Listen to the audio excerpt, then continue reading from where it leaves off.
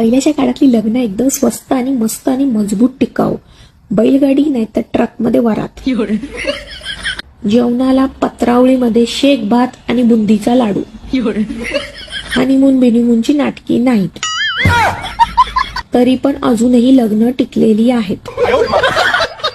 पण आत्ताच्या टाइमला महागाईमध्ये 10 ते 20 लाख रुपये खर्च, त्याच्यानंतर pre wedding shoot, post wedding shoot, हळदी वेगळी, बॅचलर पार्टी वेगळी, एंगेजमेंट वेगळी, सकाळचा ड्रेस वेगळा, संध्याकाळचा ड्रेस वेगळा, रात्रीचा ड्रेस वेगळा.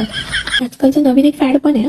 लग्नाआधी मुलीला नऊवारी घालून घोड्यावरती बसवून ग्रामदेवताचं दर्शन पण करायला घेऊन जातात. माझ्या वेळी बाई बस स्कूटरवर नाही तर बस तिथे सायकलवर, नाही तर चल बाई चालत आणि पटापट ग्रामदेवत करून घे.